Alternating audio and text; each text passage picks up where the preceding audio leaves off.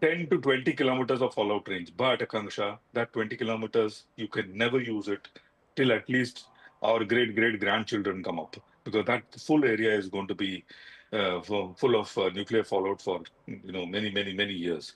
Will they use it or not? I don't know. But they have missiles like Rad, and they have missiles which they have got from China. Will they press that button? Remains a very big question. They are not NFU, no first use. We are no first use. They are not NFU. So therefore, them slapping on a tactical nuclear weapon All right. may not be a possibility, but is something that is lurking in the background. And if it's a Chinese make, I seriously have my doubts.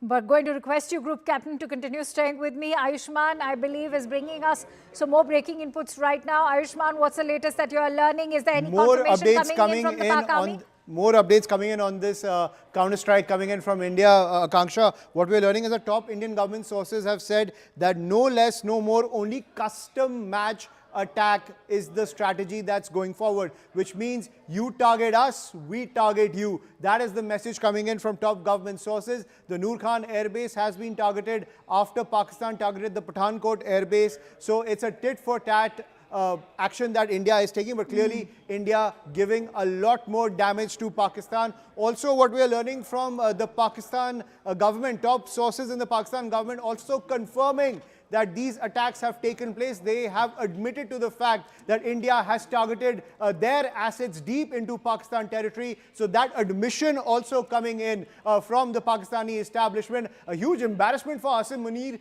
who's anyway being criticized by not just the citizenry, but top politicians who have said that he's incapable of protecting the people of Pakistan. Now the Pakistan establishment, and we are learning, has admitted that India has struck deep into Pakistani territory, be it Sialkot, Islamabad, Rawalpindi, Lahore, the diplomatic enclave inside Islamabad, the Nur Khan Airbase, a critical military base that is operated by the Pakistan military. This is something huge when it comes to the entire offensive between India and Pakistan, where the Pakistan establishment has now admitted that India has drawn blood in this entire conflict. And also top government sources making it clear this is a measured response that's coming in from the Indian side. India also making it extremely clear, if Pakistan attacks, there will be a measured counter-offensive to any escalation coming in from the Pakistani side. If you are looking at kinetic warfare, Group Captain, I want to bring you in on the fact that, Ayushman just shared some very critical information that this is a tit-for-tat response coming in. India has avenged for that attack that took place at the Pathankot base. And we were all, waking up to this very disturbing information of how India's military installations, whether Udhampur or Pathankot, all of them were being targeted by Pakistan. And today, this is a befitting response. And as Ayushman was saying, a reminder to Pakistan that, they will be served a response in the way they carry out their own attacks against India. Absolutely. In fact, I feel very sad for Pathankot, because I served there for 3 years. I was a frontline fighter squadron flight commander in the mid 2000s. And like I was saying previously, it's very, very close to border. And it already faced one brunt. If you remember, we had a Pathankot terrorist infiltration. That time we didn't do much against these people. But today they got the medicine of what they've been, doing. And I slightly, Akanksha, beg to differ on the tit-for-tat operation, because they sent only pav kilo ka bomb, we sent 2,000-pounder bomb. So there is, it's more tat than what they did to us is something, I want to make our viewers happy about. We've said thus and no more. If I can hit Nur Khan, I can hit Bihari, I can hit Sargodha, I can hit any base I want, and I can hit it simultaneously. That's a Southwestern very, Air very Command. critical piece of information for all our viewers who are perhaps not so well versed with these locations. And since you've served, at Pathankot, and I'm sure you, as you also talked about the importance of Nur Khan Airbase, give us a sense of what are these locations, how critical they are, and what is the feat that we are looking at. Because remember, as you said that, that also indicates that we can go deep inside enemy territory. Absolutely, and this is ये तो trailer है Kanksha. Picture तो अगर if they want to see the whole movie, picture तो अभी बाकी है. But बस लगता है कि उनको टिकट लेनी पड़ेगी. But be that as it may, see, we hit Nur Khan probably with one or maximum two aircraft. That's it. You imagine the entire might of Indian Air Force. Forget the entire might of Indian Air Force. Just might of Sukhoi 30, if I put, the viewers need to understand 8 tons one Sukhoi 30 carries. One Sukhoi 30 carries 8 tons of mobs. If one Sukhoi 30 can probably two or three Sukhoi 30 can completely raise the Lahore like town to the ground. That is the capability, firepower capability we have. Compare that with any artillery. Artillery launches 25 pounder shells or 50 pounder shells. 50 pounder kahan, 2000 pounder kahan, and 2000 pound into as many numbers you put to reach eight tons you look at, and they are all precision guided weapons, Kanksha. And multispectral. Let me explain multispectral to the viewers. We take a dumb bomb matlab, which does not have any kind of directional control. We slap on a kit on top in the front and the rear and make it smart.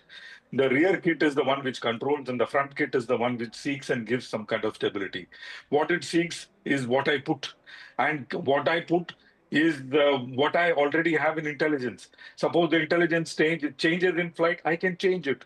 If it does some kind of a decoy measure, I Right. can switch to a different head I and want to still add, hit. I want to pad this conversation further because, Group Captain, this is also the information that we are learning that a missile was used to hit the Nur Khan Airbase. And when you're talking about the missile, are we looking at the ATGMs? Because what we are learning is that the Indian Army has been actively using these anti-tank guided missiles.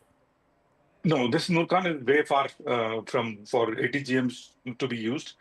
Nur Khan is probably hit by a precision guided weapon like Spice Okay. 2000 or Scalp NG or those kind of or Popeye version of a Popeye that we have is the one which we have used.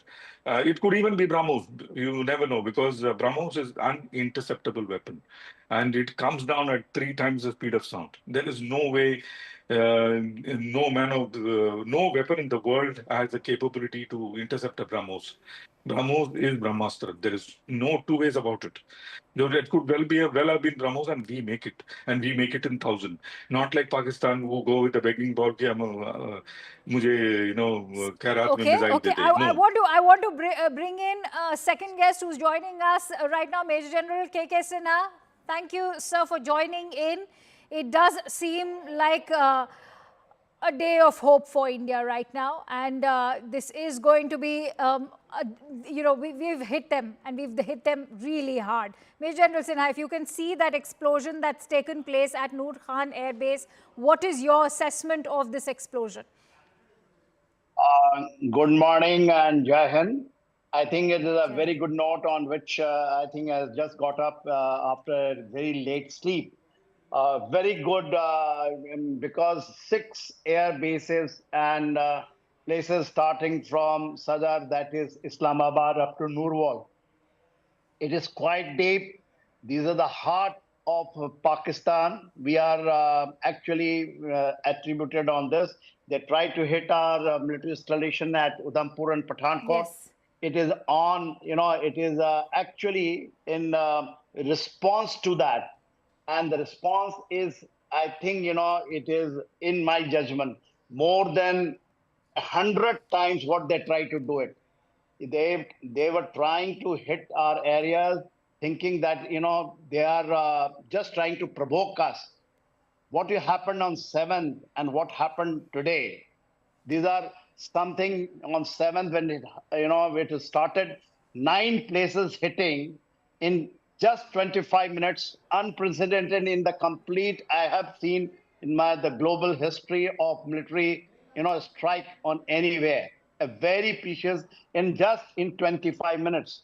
And today, if I have just tried to understand and seen the spread and going exactly pinpoint and also trying to we have taken the photographs. I think it is a great it is not a part of escalations, but I think we are just giving it back if they want to climb the ladder and try to escalate from that side. We waited for 2 days. If you see the night of 7th, 8th, and 8th of 9, I was there throughout monitoring what they did it. It was also very surprising. They have used their drones, which they got it somewhere from, I think, from Turkey. Yes. 1,400 kilometers starting from, if you say from the Leh, it was at the base of, also of, I think, Siachen Glacier was hit right up to the run of Kutch.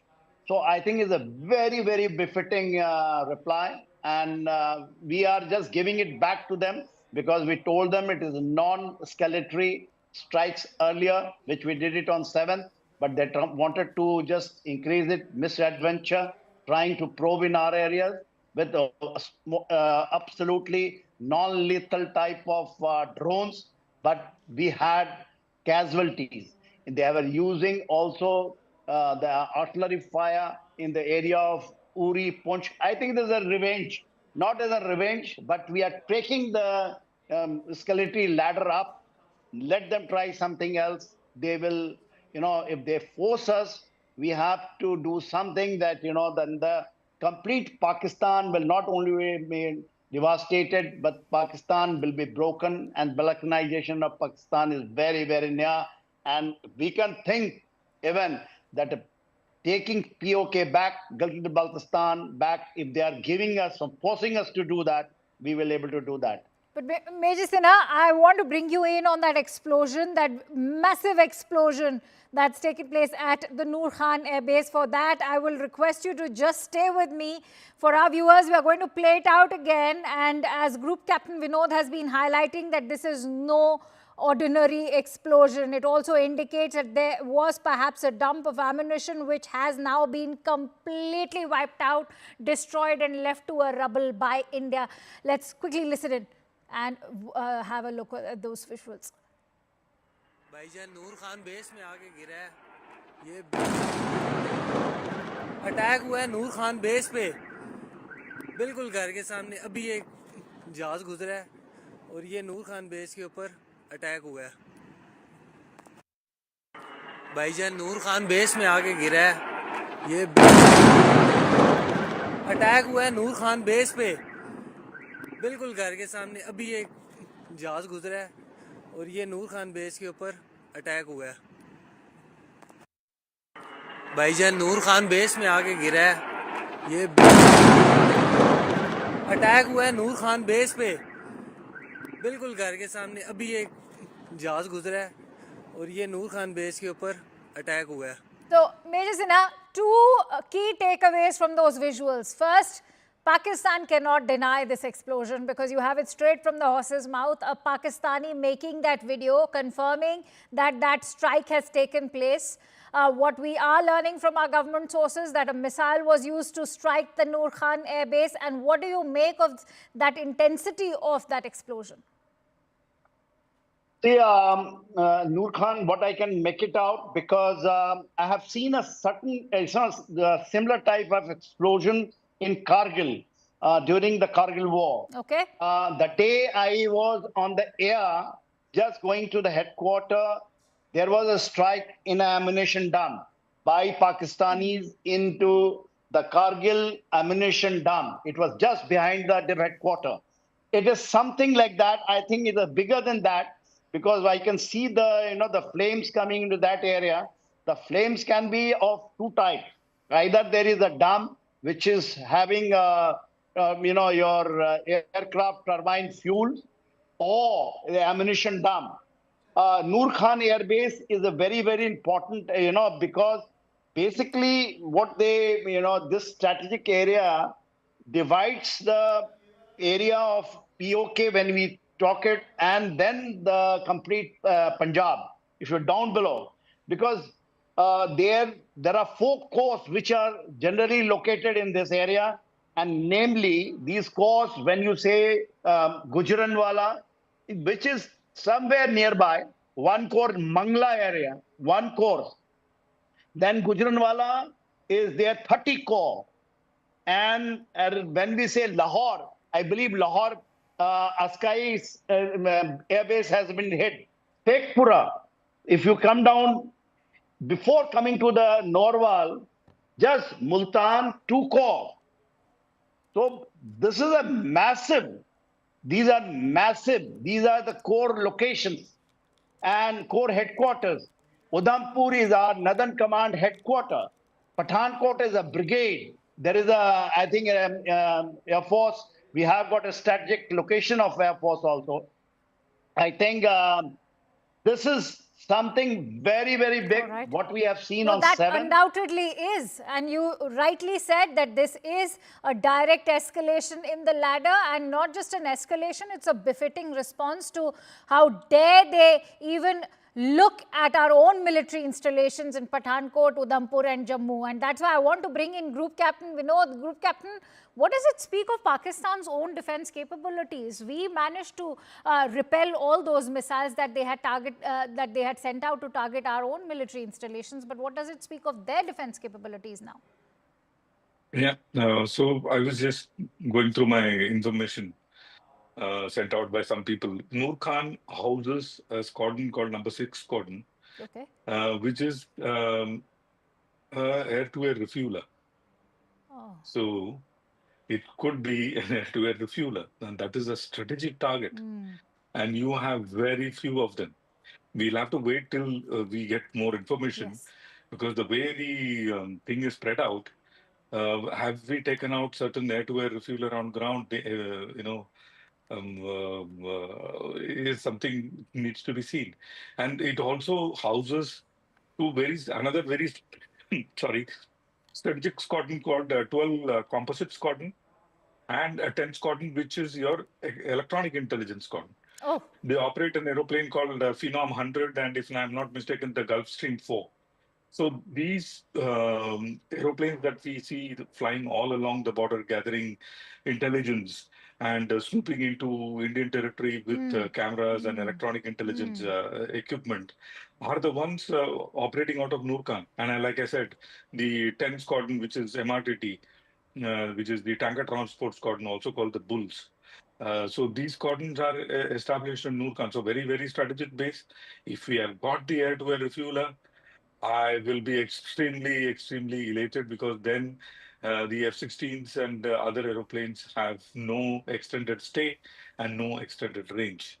That severely, severely limits them.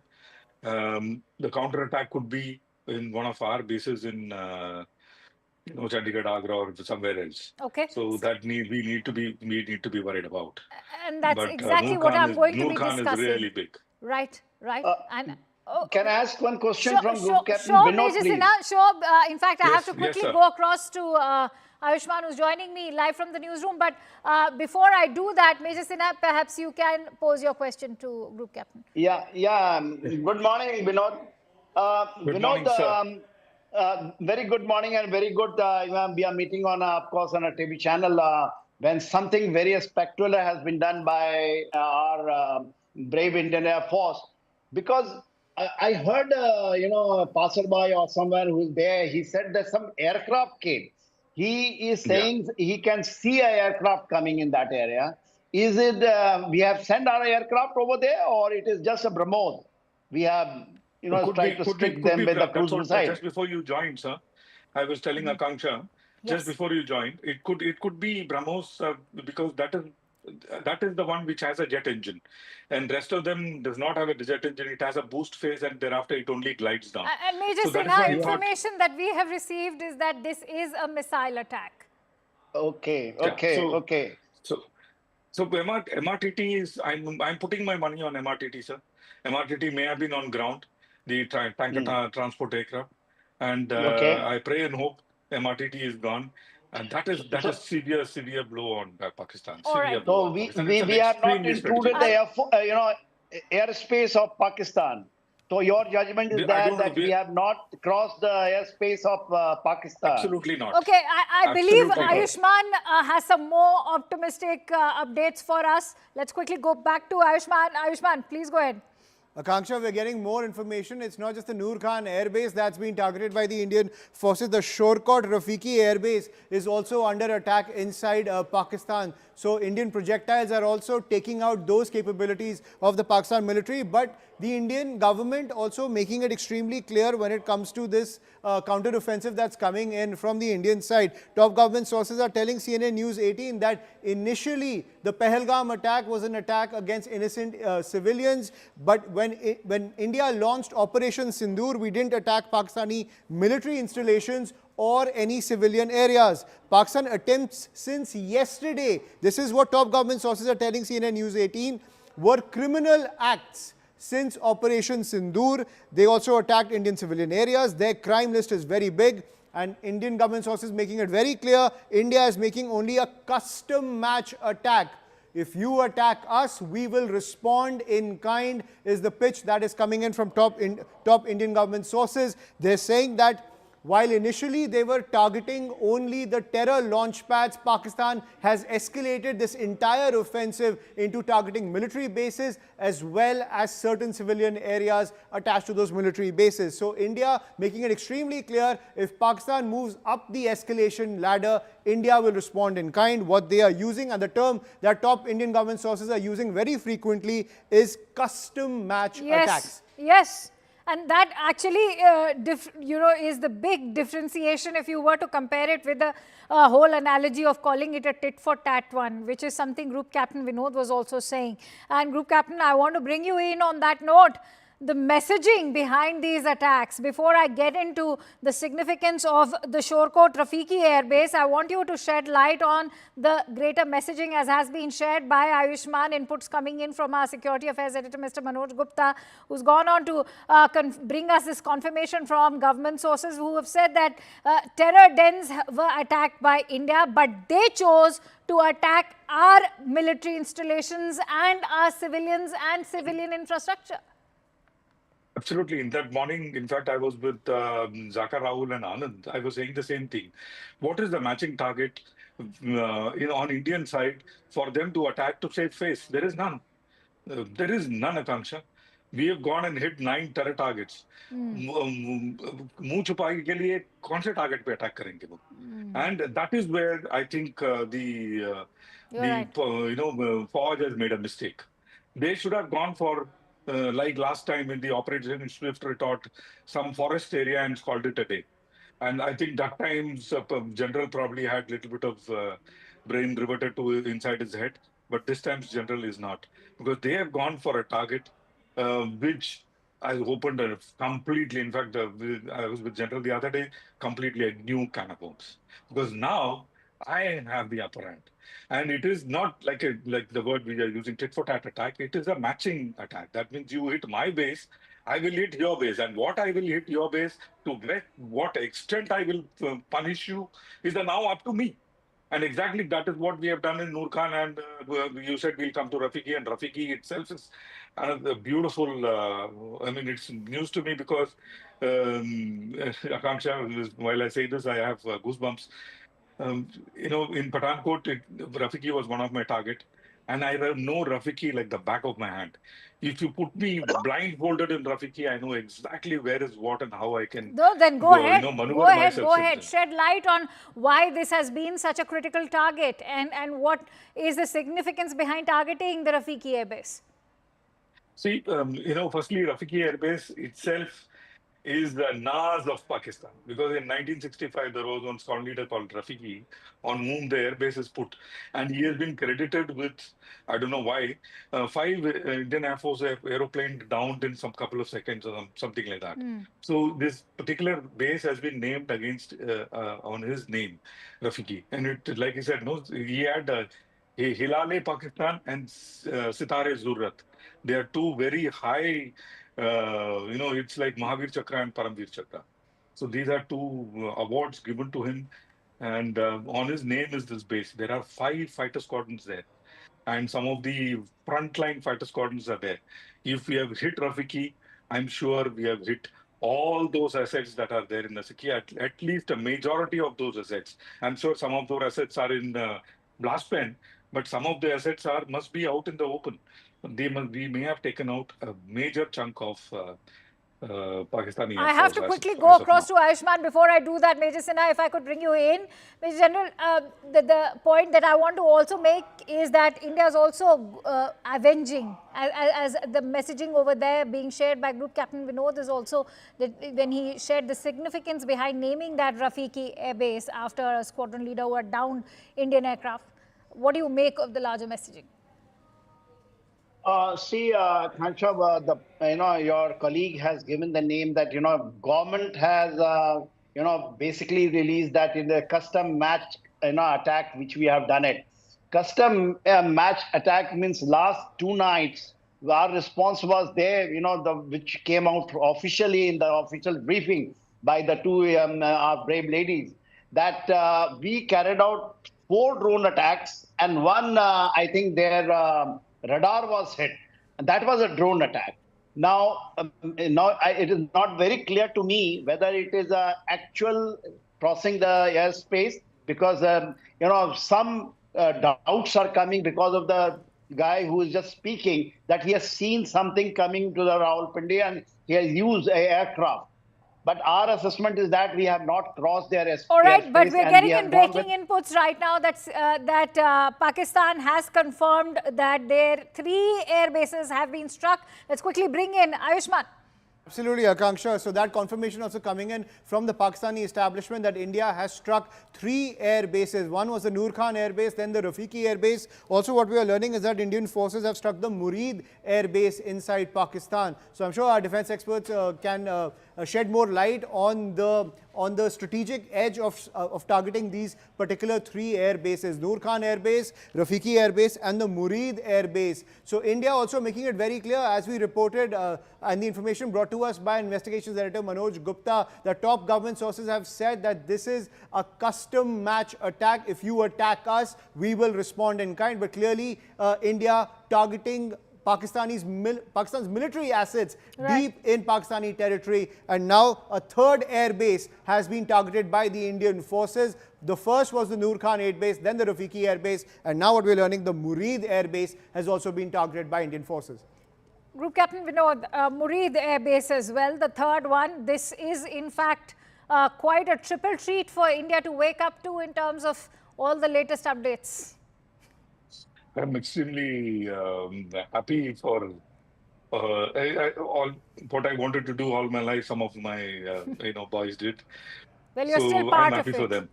at this I hour. know. I wish I was there sitting in the cockpit doing it. And how many times I don't know I dreamt about it. God only knows. Murid is very, very important base, Akanksha. Why? Because Murid houses some of another strategic assets, and we have now chosen, I think, wonderful bases to break the backs. Murid has all these drones that has come from Turkey and the other places. The Bayraktar drones, TB2s as we call them, and they also had a drone which was like 10 years old called Burak. Then they have a number 60 strategic squadron, which is based in Murid. Once again, those are UAVs and UCAVs, that is unmanned combat aerial vehicle. So these are the drones which carry weapons like bombs and rockets and come and You hit know, them, and hit that's us. why I'm actually skeptical when the DG ISPR is making claims that are, they've confirmed that there have been 3 attacks at these 3 air bases, but our assets are safe. What is one to make of such a comment? Possibly it is true because none of these, because they are strategic drones, because of which they may have been parked inside a blast pin individually. Like I was telling you the earlier, called URP, unit risk principle, which means one bomb can take out only one target and not take out other targets in the same line. If they are parked together on an open area, one bomb can take out probably 10 targets. But in the unit risk principle, one bomb can take out only one target. Of what the Pakistani ISPR saying could be true, but what may not be true is that we have not used multiple bombs. Maybe we have used one bomb per drone. So, which means all the drones there are gone. And if all the drones there are strategic drones. Huh? There is number 60 strategic squadron, it is called. It has a drone called Shapur. And number 61 strategic squadron, which has a drone called Burak. Burak is a very, very capable drone when it comes to eavesdropping and taking information. So it is like taking out somebody's eyes. So that is the kind of effect I it want to bring has. in Major You, General Sinha also. Major General Sinha, if you could add to that, because 3 air bases, very critical ones. Nur Khan, you are looking at Murid and Rafiki. What is the messaging, especially when it comes to India's own strategic edge and the statement that's now been made by us? The most important thing is that we are hitting, Punjab. This time the whole concentration is Punjab, and the spread is not only Rawalpindi, Islamabad, down below. We have gone right up to Bhavalpur, now Rafiki and Murid. These areas when you hit, and if they are confirming, DG ISPR is confirming 3 areas, we say, okay, 9 out of 6, which we are saying, even 3 are hit. But he's saying his assets are intact. I think, they will give this type of, but what the visual I can see, it is a massive attack. Yes. Massive attack. It is only a single BrahMos or a single missile or is a multiple missile. That has to be seen. And you will see that, when you carry out the damage analysis of that area, these are strategic bombing. It is not a strategic, hitting. It is not a hitting a target which have got tactical. It has a operational and strategic level we have taken the things. See, there are 3 levels on which the things happen. Then Okay, we seem to have lost that audio connect with Major General, but let me quickly go back to Ayushman, who's in the newsroom with some more updates coming in. Ayushman, what is it that you're learning in terms of how this entire attack was carried out? Absolutely, Akanksha. What we are learning is that top government sources are saying that this is simply the second phase of Operation Sindoor, and this is the big piece of information that's coming in, brought to us by our investigations editor Manoj Gupta.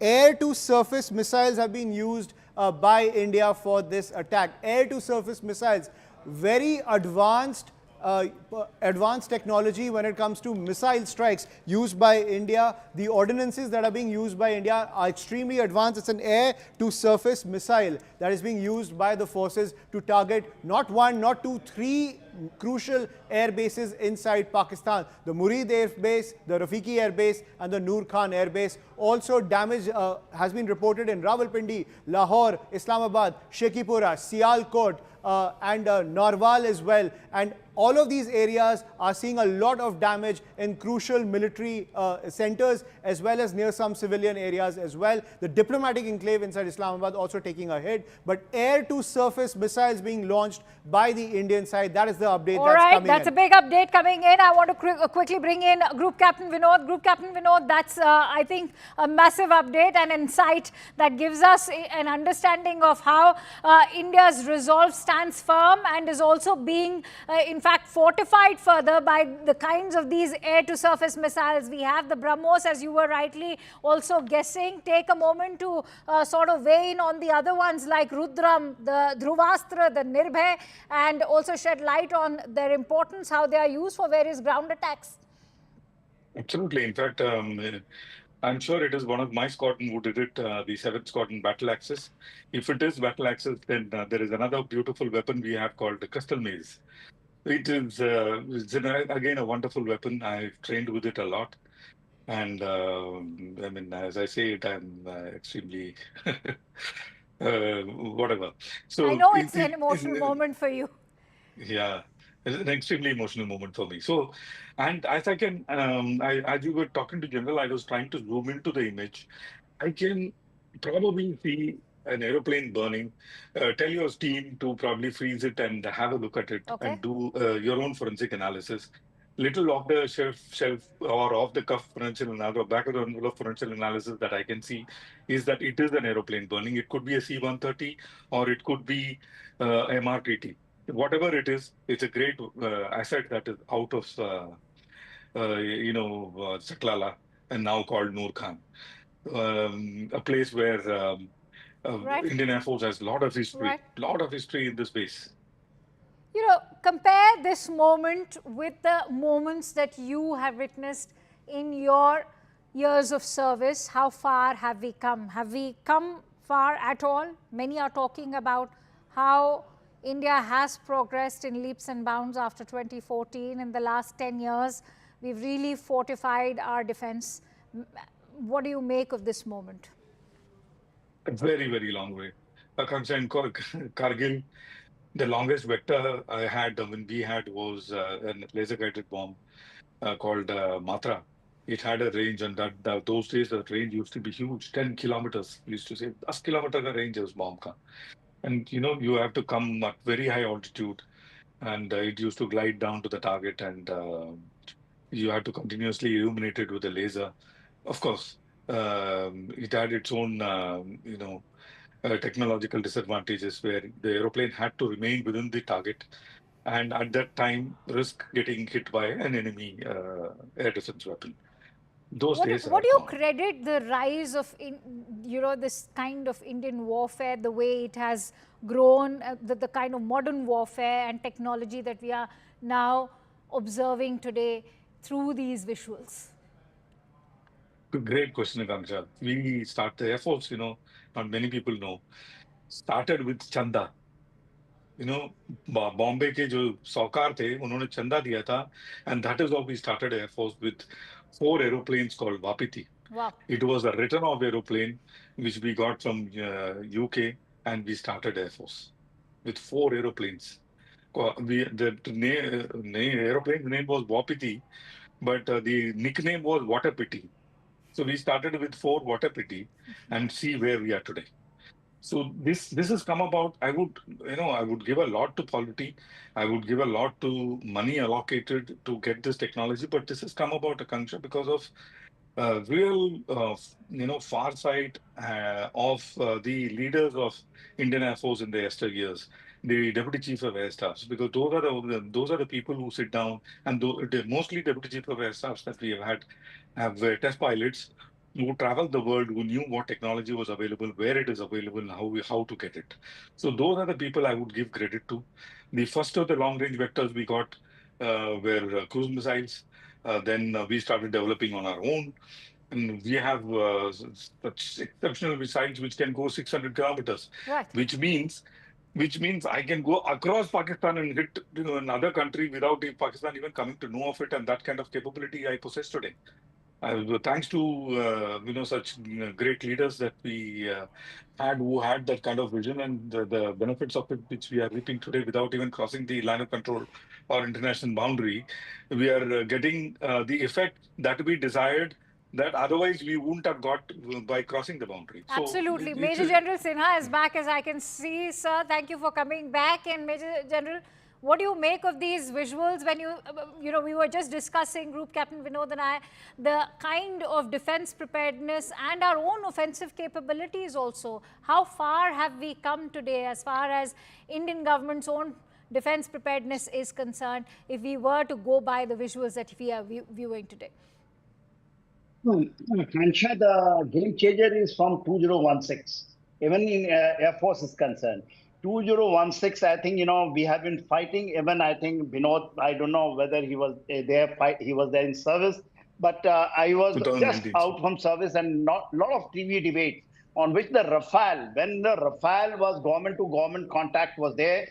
I think, the whole, even in the media, there was a big divide saying that, we have gone for a wrong thing first, and then saying that it is government to government, there is some hanky-panky. And the many people who are from services, they were talking about.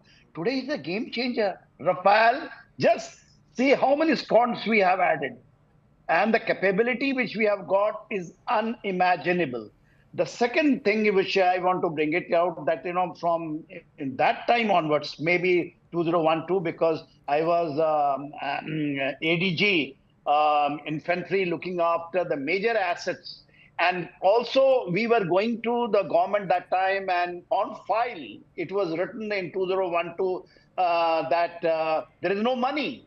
No money for anything, even not bulletproof jacket.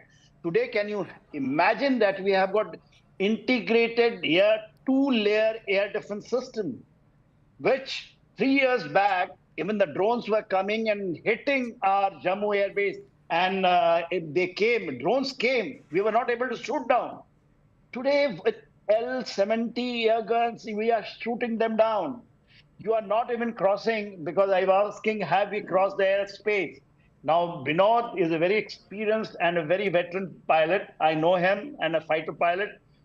He confirms me. I think I get that full validation that we have not crossed. We have, but it is air to surface missile. Yes. It means that aircraft had been used, and from our area, it has been actually. Then when you go up in the air and launch, it is give you a very high precision, strike capability. And hitting, if it's true, even the DG ISPR is saying that the Rawalpindi, Nur Khan Airbase, the Rafiki and Murid, if they had been hit, I think even 3 has been hit. Lahore Airbase means I do not know whether it is a Lahore Airbase or they are talking about Sargodha, because it is just behind, and east of Lahore is Sargodha. Sargodha was the major target, where it was Air Force, Indian Air, Mighty Air Force has a free fall all at Okay. Sargodha. Okay. And that is the history. When you say Sargodha, there is a movie on this. Sargodha Airfield strike. All right. So I think the history is being repeated. Major General, stay with me. I'm also joined in by Major Manik M. Jolly, who is a defense expert. Major Manik, your thoughts, first of all, on this strategic victory that India has had with the destruction of these 3 air bases. Excellent. I mean, why is everybody so serious? We should be very happy. This is a successful hit. I was clapping. Right? Yeah. Yeah. I was clapping just before you came. I was vocal up doing with this. I was vocal up with the great news. So good that we see the whole, since yesterday, past few hours, since yesterday, as the evening progressed, these guys have been sending swarm drones continuously towards us. Right. Whether they are probing, whether they want to hit, whether they carry explosives, the air defense has been actively, dropping them off.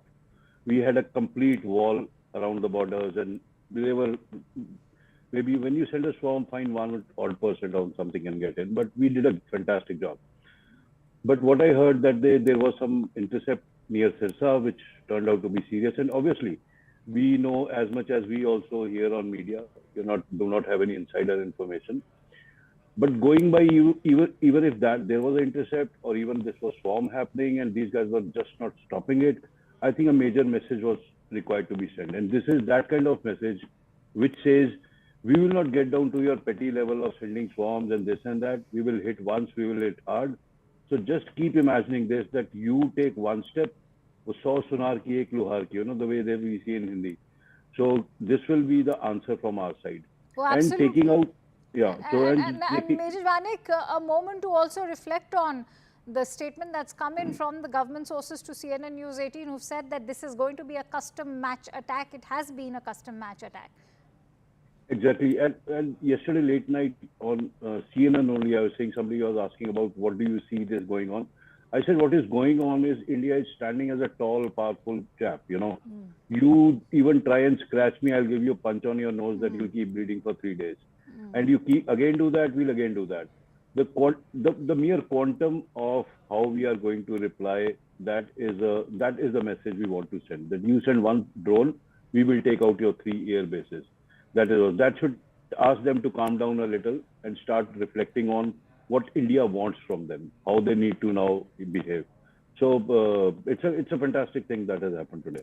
Group Captain Vinod, if I could bring you in on, all our viewers who may perhaps gain a lot, if you could shed light on perhaps the significance of the air-to-surface missile that has been used. We don't know exactly which one has been used. You did place your bets on BrahMos, but it could be Rudram, it could be Nirbhay. What is it that your hunch tells you? But of course, what a major milestone this has been for India as far as our own defense capabilities and offensive capabilities are concerned.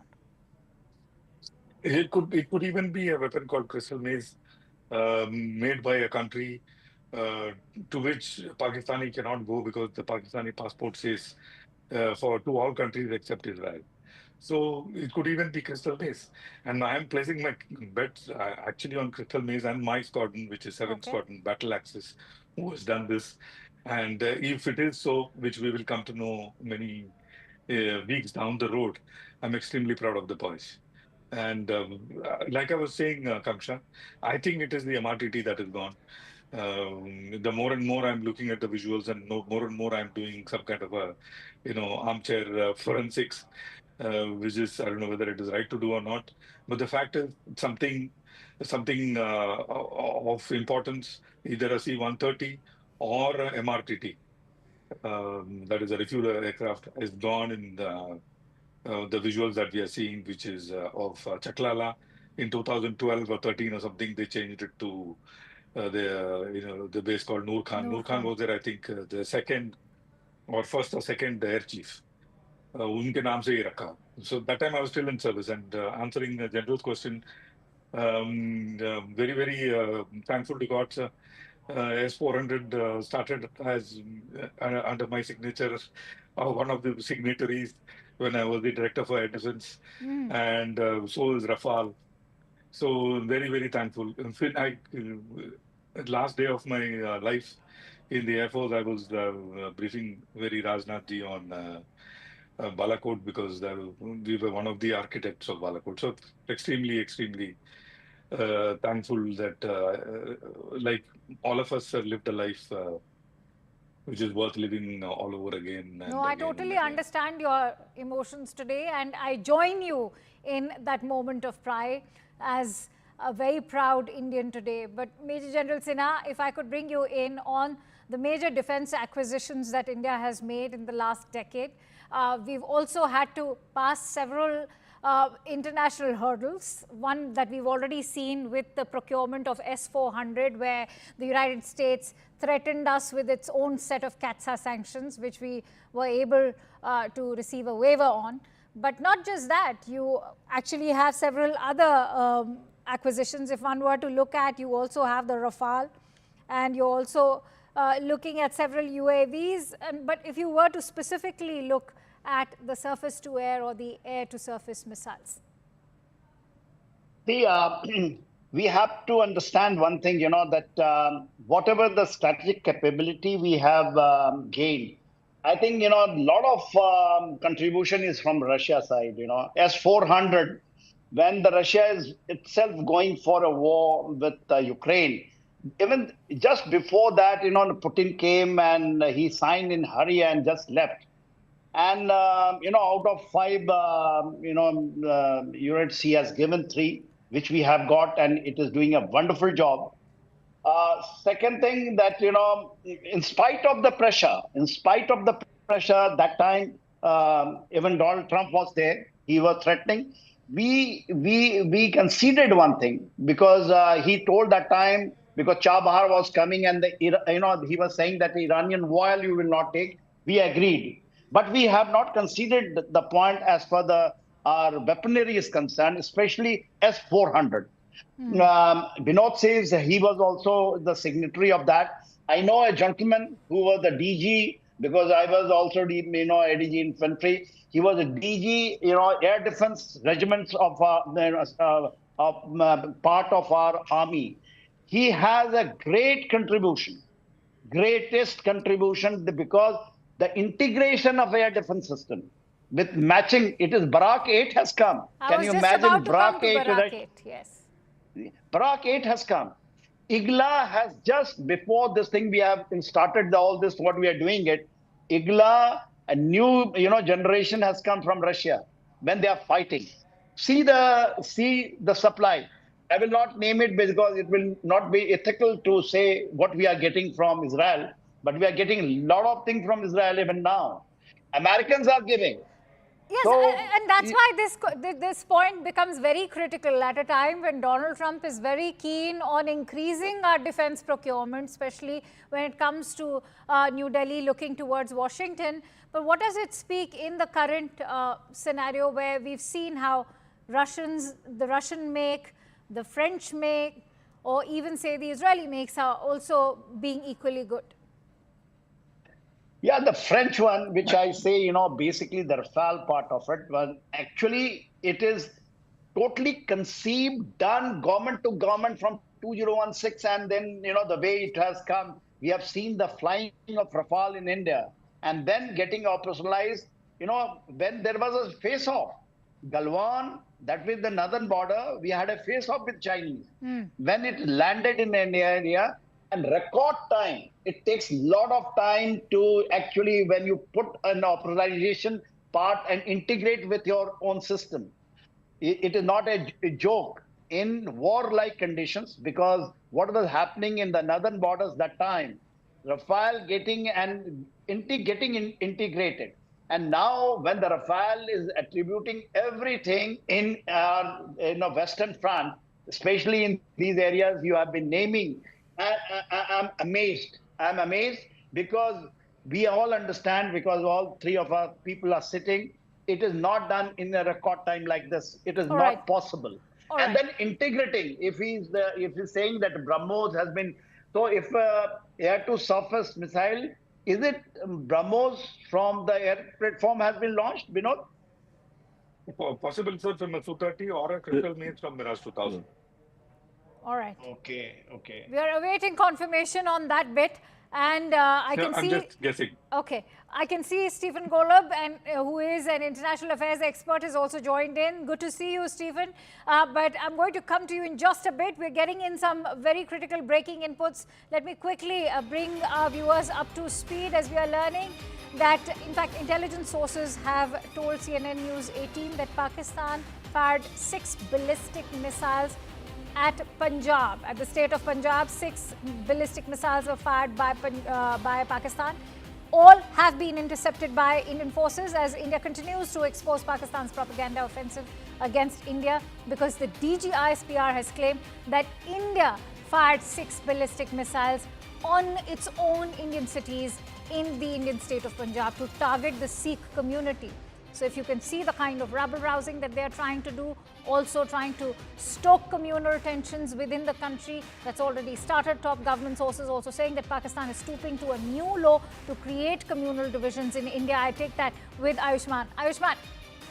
Kanksha, so it seems that the misinformation campaign also continues from the Pakistan side as India is hitting back at Pakistan. Remember, attacks have been launched on 6 big Pakistani cities, including 3 crucial air bases. And this is the pitch that's coming in from the DG ISPR. As Pakistan launched 6 missiles to target Punjab, all 6 were intercepted by India's advanced air defense system. So to spin the entire narrative, the DG ISPR has said that it was India that launched those missiles on its own people to target the Sikh community, trying to create these communal divisions between the people of India, trying to spin its own failed military offensive into some PR victory is the pitch that's coming in from the Pakistani establishment. But what the Pakistani establishment does not realize that the entire nation is united in this effort to punish the terrorists and the terror infrastructure inside Pakistan. So any kind of attempt that is being made to stoke communal tensions inside India, it is completely failing. This is not the first time the DG ISPR is trying to make such claims. Every attack that has come in from Pakistan has been foiled by the air defense system. So Pakistan has been on this overdrive of misinformation, claiming that India is targeting its own. But all those claims have been debunked by experts across the board, by namely the Indian government, which has made it extremely clear the people of India are united in this offensive against Pakistan and the terror infrastructure. If I could bring in Stephen on that note. Stephen, I want you to weigh in. Is it befitting of the DG ISPR of Pakistan to mislead the entire international community by saying that those 6 ballistic missiles that actually came from their territory were fired by us at our own state of Punjab to target the Sikh community? Well, I think there's probably all sorts of information flowing in various forms with various degrees of accuracy pertain to this conflict. But to directly answer your question, yes, I would certainly find that misleading to assert that India fired upon its own people. And I think it won't stand up in terms of any legitimate scrutiny from abroad, from outside the sphere of this conflict, about what's going on in this conflict. Absolutely. And I want to bring in Major Manik. Major Manik, our own defense capabilities. We were just weighing in on our procurements and how far we've come. On a day, we've destroyed their 3 air bases and successfully managed to repel 6 ballistic missiles directed towards Punjab. I couldn't hear the last part of it. Can you please repeat that? Major Manik, my question is about when we are talking about our own defense capabilities, after destroying those 3 air bases, we are now looking at 6 ballistic missiles directed towards Punjab, which have been successfully repelled. Oh, yeah. So the funny part of that is that Pakistan is, making claims that we fired 6 missiles on our own citizens, and 5 of them actually landed. 1 was destroyed. Whatever lies they are saying. So the thing is, they are trying to cover up the solid wall of Indian air defense that we have. They fired 6 missiles towards India, Punjab. We brought them all up down. For them to save the embarrassment of how bad they are at waging missile warfare, they're trying to cover this up. So the defense capability that we're talking about is actually, so since these were missiles, it is a pretty good chance that we could have used the S-400 series. Yes. And hence, it goes back to the fact how critical they have proved in our air defense infrastructure, and that, the country is safe today, civilians are safe, military installations are safe. So it has been a great boost to our air defense. And I would say now the case which, General Sinha would have been part of it all that during that time, and so many of our seniors who actually fought and argued that we need these systems, and that it has come to fruition that yes, we were right. That because the fact is that let the armed forces decide, take a call on what we need to wage a war effectively. If you're going to weigh every weapon in terms of what you think is good for us, it is going to cause problems. So every call that has been taken in terms of weaponry or radars or aircrafts, those are Rafales or S-400 series or Barracks missile or the drones we've got, every single anti-aircraft system has proved its weight in gold today. So I think we've done a fantastic job on those procurements. Group Captain Vinod, is Operation Sindoor now a reflection of how far our offensive and defensive capabilities have come, not just in terms of tech, but in terms of the procurements also that we've made? Absolutely, Akanksha, because 24th of October last year, I remember that date very clearly because I just tweeted about it as well.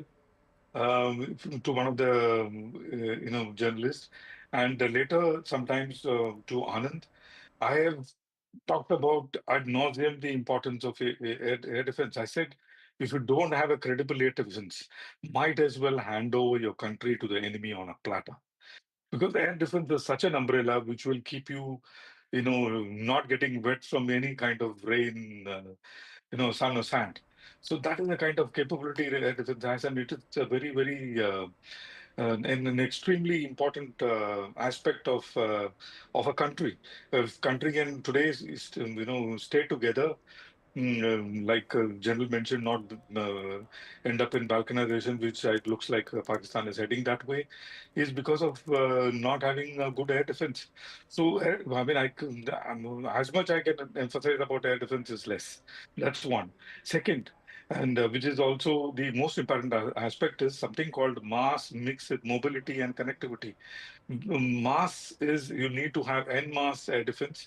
Mix, you need to have long, medium, and short and close-in weapon system, all of which is beautiful in our case because the close-in weapon system is also acting as a counter UAS thing. That means any small drones coming, paw kilo ke drone aa rahe hain, even those are being taken out by these ACAC guns and other phalanx guns we have integrated into this larger scheme of air defense. And the last part is the backbone on which the air defense information flow is happening, which has taken, I'll tell the viewers, which took us 10 years to put it. This backbone is completely our own, as in it does not depend on any national backbone. It is purely a Fauji backbone on which the information flow takes place. And it is not 1, it is not 2, it is not 3, it is 6. So you absolutely cannot touch it. It is impregnable. mathematically impregnable. You can take out one, you can take out probably two, you can take out probably three. Actually, out of the six, only one is enough. So that is the kind of backbone on which our air defense and rest of the systems are sitting. If you think you can, a country like Pakistan come anywhere close to the capability of India, they are absolutely sadly and very badly mistaken. And to top of that, Kanksha, is that we are friends with many friends, like you said some time ago, friends with benefits.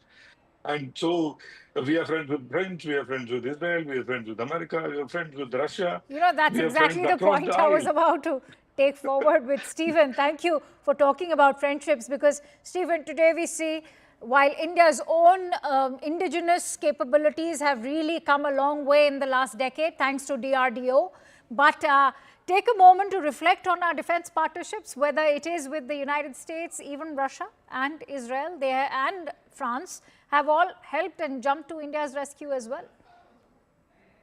Yeah, I think they've all helped. I would provide just a bit of caution to the discussion when we talk about India's relationship with the US, be it military, strategic, political, or other, in that while India is certainly viewed as an ally of the US government, particularly when it comes to the contest with China or the competition with China that both countries have, just bear in mind that you're not dealing with the most knowledgeable leader ever of the US government in Donald Trump. Just a few days ago, he said that the India-Pakistan border tensions go back 1,500 years. No, that's And true. you folks obviously know much more about your country's history than I do, but I think that reflects a level of ignorance that could come through in various ways, not in the very short term, perhaps, but in various ways in terms of India's dealings with the U.S. So just know who you're dealing with under this current administration,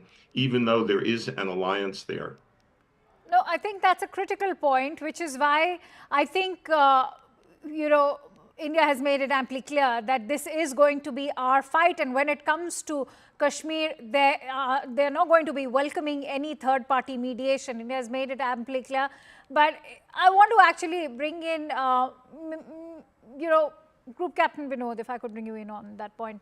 As far as third-party mediation is concerned, I think the United States also acknowledges that this is our own conflict to deal with, which is what was amply clear by what the US Vice President J.D. Vance had to say. Absolutely. In fact, Dr. Jaishankar couldn't have been more clear than I. He said we want partners, not preachers. So we don't need preachers, we need partners. And today we have the capability to say that on the world front, to say, bro, don't come and preach me, come and partner with me, understand my problem, be the part of the solution. My problem is what? My problem is when my people go on to have a ball in a wonderful place, you come and, identify their religious leaning and kill them. And you think the current administration will take it lying down? Please, I think those days are gone. If you do this, and this is what you're going to get, and if you continue to do this, you will be dismembered. Absolutely, rest assured on that. But like General said, balkanization could be a probability. I want to take it to a step further and say, Sure. I hope it happens. Major General Sinha is Quickly. also very patiently awaiting his turn. Major General Sinha, thank you for being so patient. I want to bring you in on how, when it comes to the Kashmir conflict and terrorism emanating from Pakistani soil, India will hit, and it will hit hard, and this is only going to be India's job. Has India made that amply clear? See, Akansha, what we have displayed, especially after, I will not take what we have done it on 2016, what we did in 19, but I just take it from 22nd of April onwards, if I take. See, we waited 2 days, then we had the CCS meeting and openly came out and we have given. It is very important for my foreign friend to understand that, what we have told, and unprecedented, nowhere in the world has happened. This, suspending the Indus Water Treaty. And mind you, all these places which we are talking about is along that, river system, all along that river system. All those places are being hit. See, it is not, no one has able to do it. No one. Even no one has threatened. And we have done it. It started on 24th onwards. And today we are here on 10th, I think, May. No one, no power. Even they have pointed a finger and we are doing it. We have stopped Chinab. We are doing Jhelum. I'm just saying, because you asked certain question and we have got a foreign guest sitting with us. Yes. Because, see, and we didn't get any preaching. When you are talking about the United States of America, I'm not batting for them. But we didn't. J.D. Van was here when it happened. Yes. And therefore, yesterday, J.D. Van has very clearly, has brought it out that it is, we have nothing to do with this thing. And that's what makes it so ironical. That's what makes it so ironical, that the day it happened, he was very much in the country and he was being warmly hosted and welcomed and toured around. And that's why I was particularly taken aback by that statement.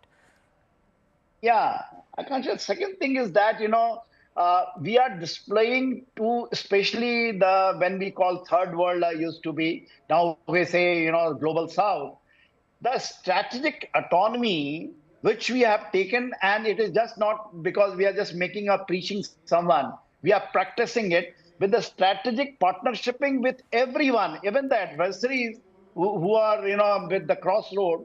We have got strategic partnership. Russia, proven partnership. United States of America, in spite of that Chabahar, because they had some concern in Chabahar, they wanted that India should leave it. India has done, finally we have got about 99 years commitment over there. And I think it is coming into that way with Iran. Sure. We are able to do it.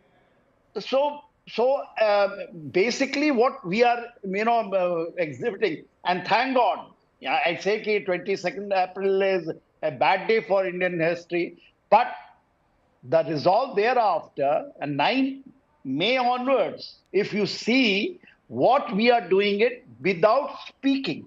Have you seen anyone of our, NSA or Prime Minister or Foreign Minister making and thumping the chest that we have done it this, we have done that? Yes. We are calmly sitting in the glare of the complete world, carrying out a review and integrating. See, the CDS system, if you see, which started in 2016 again, when the Rafale came, with all theater command in operational conditions, in warlike conditions, we are doing it. All meetings, there is a CDS. It was announced in 2016. Ms. General Sinha, I'm going to request you to continue staying with me right now. In fact, I must, for all our viewers who are tuning in, it's roughly 4:30 a.m. Indians are going to be waking up to this very brave news, and a salute to the Indian Armed Forces as we've successfully destroyed and targeted 3 air bases in Pakistan, and as Indian government sources are telling CNN News 18 that this is a custom-made response by Indian Armed Forces. I'm going to continue with that discussion, but before I take this forward with Stephen as well, Stephen, take a moment, have a look at these visuals that have come in from Nur Khan Airbase in Pakistan, which was targeted by India, and that massive explosion that took place, which also indicates that it was an ammunition dump over there that was targeted by our air-to-surface missile. Let's play that out. भाईजान नूर Khan base में आके गिरा है, ये attack हुआ है नूर Khan base पे, बिल्कुल घर के सामने अभी एक जहाज गुजरा है और ये नूर खान बेस के ऊपर अटैक हुआ है। भाईजान नूर खान बेस में आके गिरा है, ये अटैक हुआ है नूर खान बेस पे। Okay, 2 points keep in mind, Stephen. It's a Pakistani video made by a Pakistani. So clearly the DG ISPR cannot deny that that explosion didn't take place on Pakistani soil, because we have been observing consistently that there's a disinformation campaign being run by the country. But having said that, I want you to also reflect upon what makes this entire conflict and the fight so unique, especially if we were to compare it with Gaza or Ukraine. India doesn't need the kind of support that Ukraine has been begging for from its NATO allies or even the United States. Gaza, as many have said, has only relied for support from its Islamic allies who also have perhaps not been able to do much. Well, frankly, what makes it unique is that India and Pakistan are nuclear powers. And there's, I think, a great concern in many quarters about this escalating in ways that could prove catastrophic if nuclear weapons are used. I'm not predicting that's going to happen. I'm certainly hoping fervently against it and even betting against it. But when you have this kind of intensifying conflict going on, it raises concerns in many, many quarters, in many, many capitals, regardless of who's right or wrong here. I'm not criticizing India's stance towards Pakistan here, but I am emphasizing that what makes this unique is that you have two nuclear-armed nations going at it in a way that seems to be escalating. That's a very fair concern. But I want to ask you this, that today India has been brought to a point where dialogue and diplomacy is done. India's foreign ministry has made it amply clear that escalation can't be pinned on India because escalation happened on 22nd of April when that massacre in the meadows of Pahalgam took place. We are done with dialogue and diplomacy. We've seen how this is one of the oldest conflicts after the Second World War, and Kashmir happens to be the territory which has been illegally occupied by a rival nation, that's Pakistan. The UN also couldn't come up with a solution. How does one then address the problem of terrorism? Stephen. Well, you address the problem by trying to provide all sorts of disincentives, which is obviously India's aim here. I will beg to differ in the notion that dialogue and diplomacy are permanently done. If they are done, then we're in really a hopeless situation. Sooner or later, India and Pakistan are going to have to get back to talking with each other. Even if the talk is harsh and even if the disagreements are run really deep, the alternative to dialogue and diplomacy is ongoing, escalating war. And I don't know whether you can simply count, even if Pakistan backs down, which I guess is the hope in your quarters and many parts of the world, they'll need some kind of a fig leaf that could be offered by dialogue and diplomacy. So I really, as I said, want to push back against the notion that those avenues are done because the alternative to their being done is very dangerous. And that's a food for thought as well. Group Captain Vinod, have we reached a point of no return? And as many would say that now if India has entered this conflict and has resolved to destroy those terror camps, then is it time to go full throttle? Absolutely not. In fact, at every point in time, and just want to disagree with Stephen. Stephen, at every point in time, we gave an exit. We are calling it the off-ramp. At every single operation, including this one, we have the capability to do Nur Khan into 10 on all the bases, air bases as well as the military bases in one wave. That kind of capability we have possessed today. We did not do it. We don't a broken up or a balkanized Pakistan or with refugee crisis at our back door is not something any country would want. We absolutely do not want that, and that is why our talks have been, our speeches have been measured. Quick point about how mathematically incorrect these generals are. How can I fire a ballistic missile? Is called a ballistic because it takes a ballistic path. That is why it is called a ballistic missile. How can I fire a ballistic missile which will take a ballistic path and come and drop on my own head? It is mathematically impossible, isn't it? And how can I do that? They should use some kind of brain, isn't it? For 1,000-kilometer range missile, the minimum range at which you can hit a target is something like 300 kilometers. Well, anyway, that is the... But Stephen, if I were to bring you in on that diplomacy bit, Stephen, I know it's not going to be about settling scores and it can't be brought down to doing the maths, but what is your assessment when India actually embarked on this entire Operation Sindoor? Because India went for the kill as far as 9 terror camps are concerned. Those 9 targets were not military installations. They were not civilian targets. They were 9 terror camps. Pakistan could have just left it at that. So I'm sorry, what's the question? So the question here is, what is Pakistan doing by retaliating now? If it is not concerned with terror camps that are, very much bred on their soil, but if it's not concerned with those terror camps, then there's perhaps no need to retaliate. Oh, well, look, I can't, I'm not sitting in Islamabad or reading any of its political, or more importantly here, military leaders' minds, because the military in Pakistan are the people who are calling the shots with respect to many things in the country, certainly including this conflict.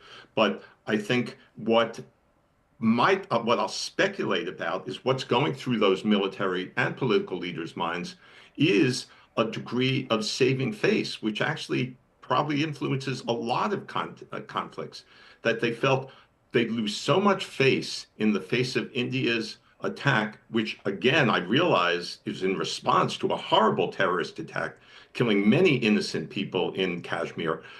The Pakistani leadership I believe feels that it needed to respond for the sake of maintaining its own credibility in the country, its own leadership, maybe it's even its own hold on power, because if it didn't respond in some way, it might be weakened in those regards. Having said that, don't get me wrong, I'm not defending Pakistan for what it's done at all. And I'm not saying that the way it responded was necessarily legitimate or the best way. But you asked me, what might they be thinking?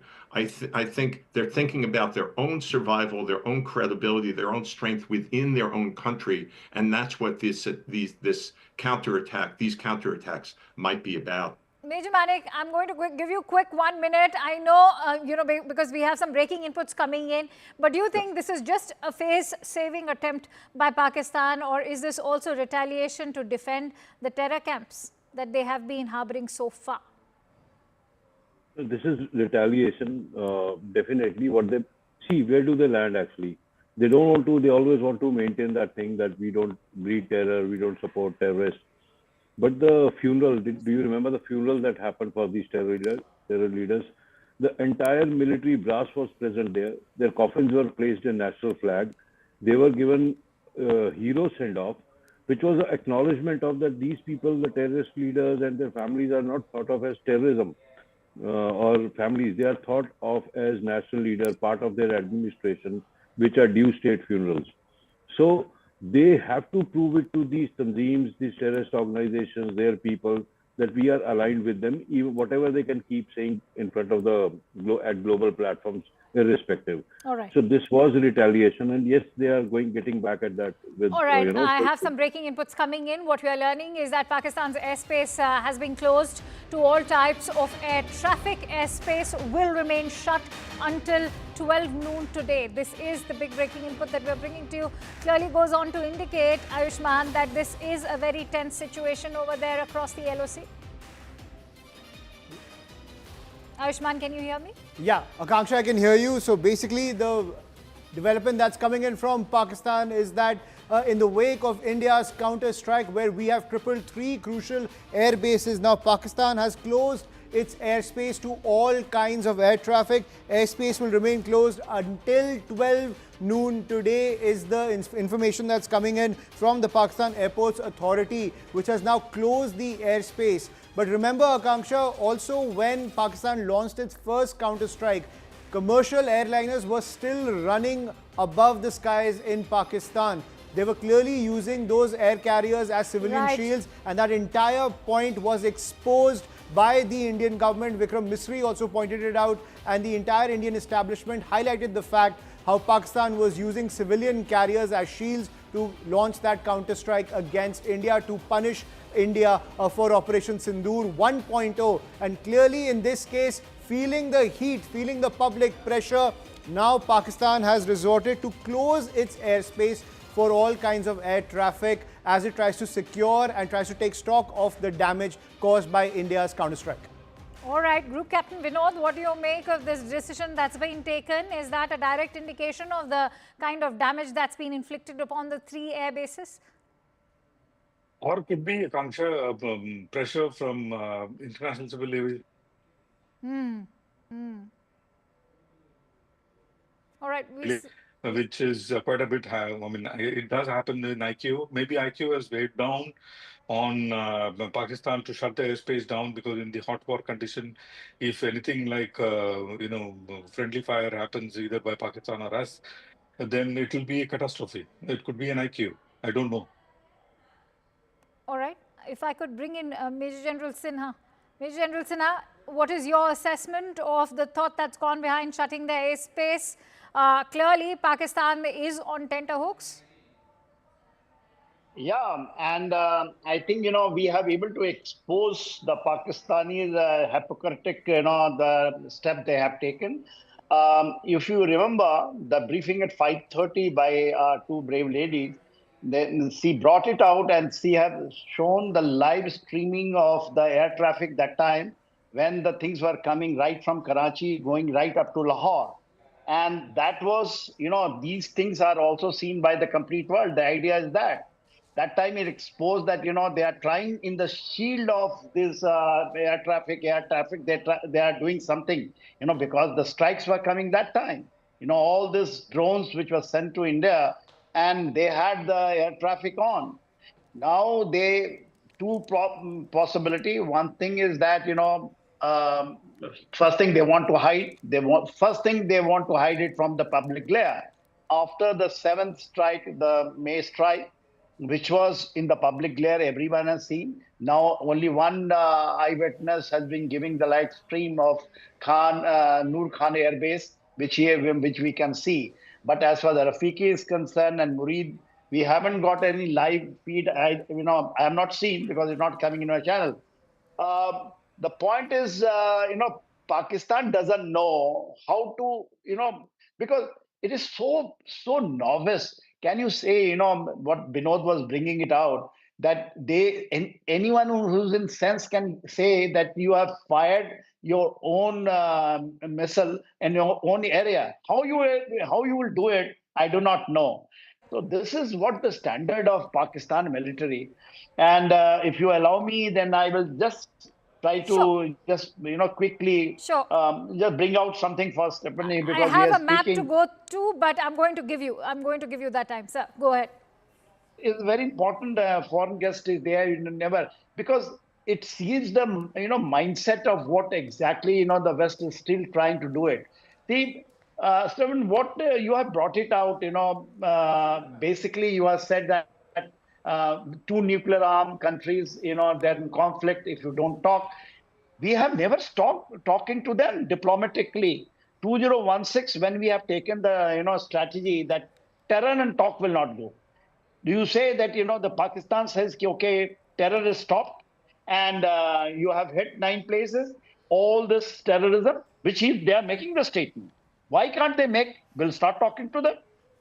This is our pretext, that terrorism and talk will not go together. True. So I have not seen any Western power is telling the Pakistan to give up the terrorism and just start talking. We have got a single terms of reference. Stop terror. We are ready to talk. We are ready to do all business with you. Even after that, our borders were open.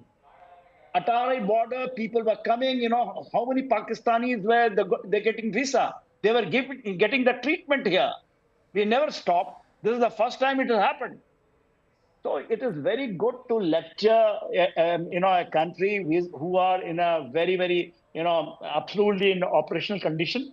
And second thing is, in the garb of nuclear bogey, if same thing the West is doing it, Russia has got nuclear. In this 35 NATO collision have got the nuclear. 100 of these gravity bombs are deployed all in Europe. That is not a nuclear standoff between the two.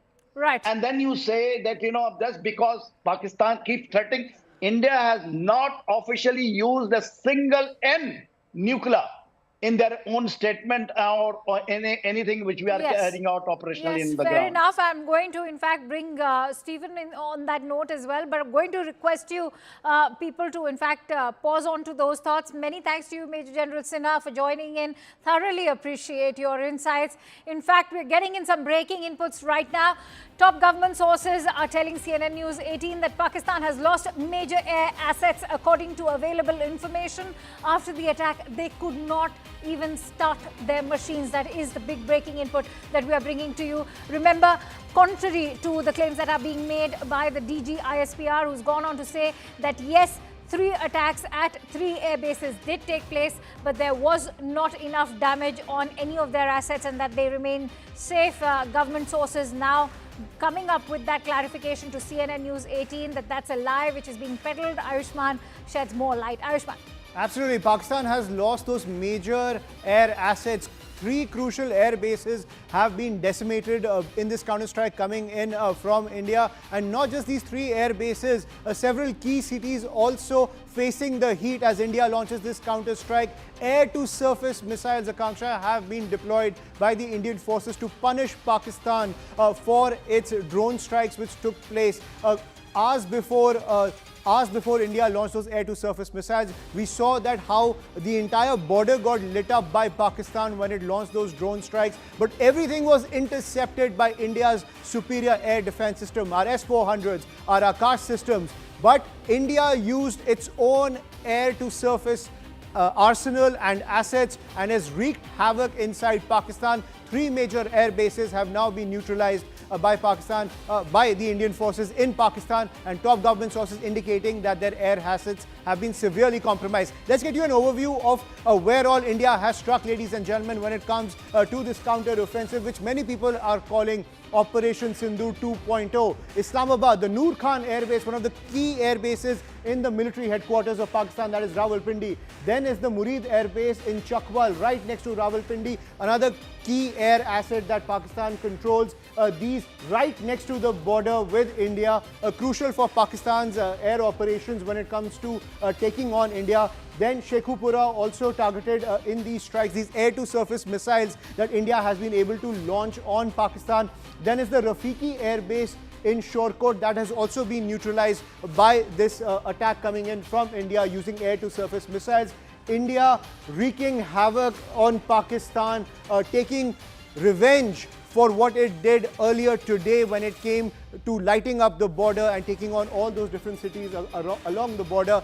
Each and every missile that was launched by Pakistan, each and every drone was neutralized by air defense system. But this is what Pakistan has to reap when it comes to what it sowed earlier today. Islamabad, the Nur Khan Airbase, the Murid Airbase, Sheikhupura, Rafiki Airbase, neutralized pretty much when it comes to the air assets that they control, and significant damage to Islamabad, to Rawalpindi, as well as Lahore, as well as Narwal, crucial areas near the line of control and the international border, because a lot of firing is taking place from the Indian side, and we've been able to dismantle several Pakistani posts over here. So the commercial capital of Pakistan, the military capital of Pakistan, the political capital of Pakistan, feeling the heat of India's counter-strike.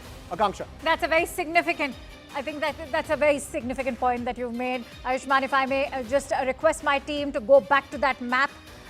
Team, if you could please switch back to that map. I want to keep the focus on that map as far as those locations that have been targeted by India are concerned. As Ayushman was rightly highlighting, Stephen, take a moment to reflect on all of these locations. As Ayushman highlighted, you're looking at the commercial capital. You're also looking at some very critical military installations, the air bases. You're looking at the national capital, which is Islamabad. What do you make of these attacks that have taken place in the interim of 9th to 10th May? They strike me as major attacks. They may well have been effective in decimating significant parts of Pakistan's Air Force and maybe other forces. Just to return to an earlier aspect of the discussion, I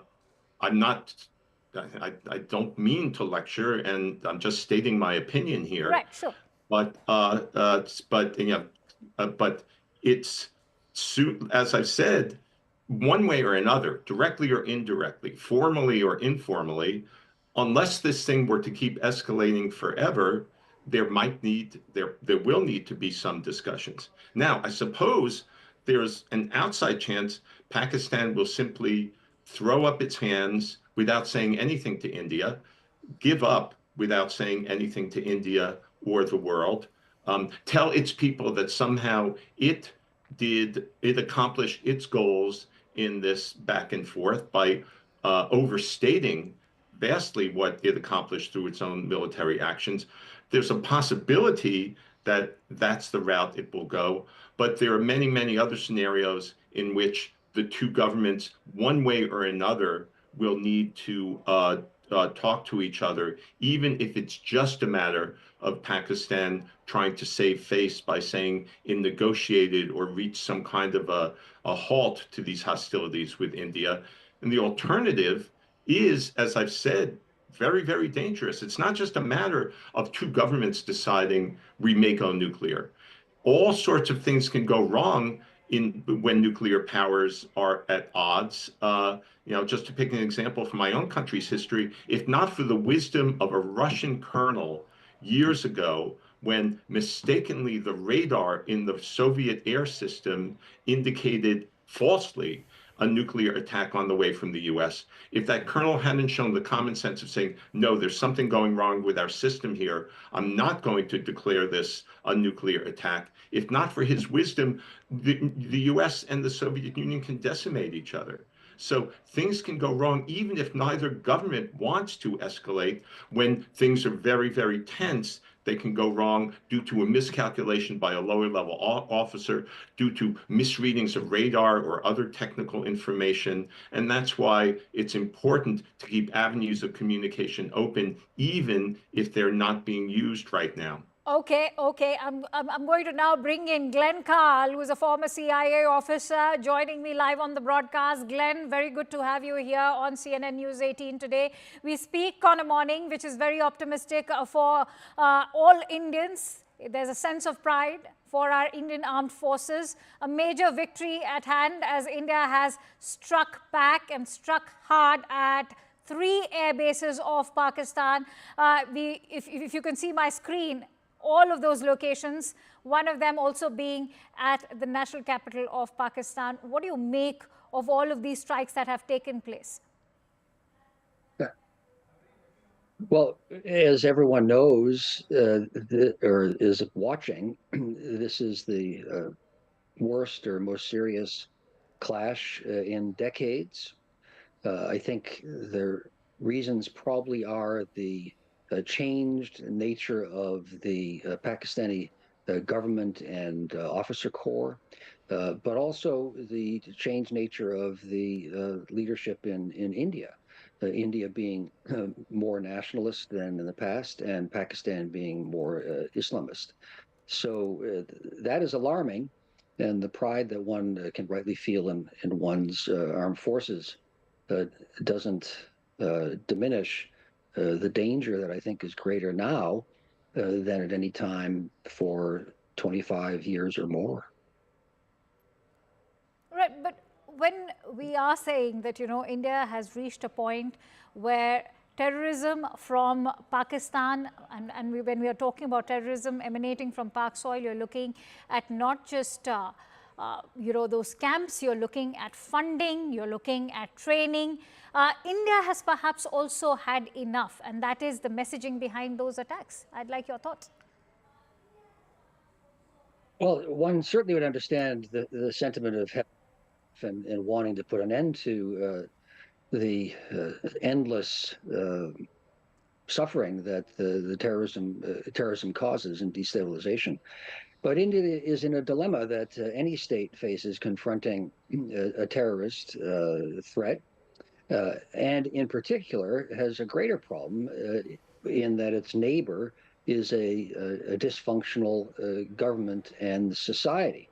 So a conventional military response, whether it's from India or the United States, against a terrorist threat really never solves the problem.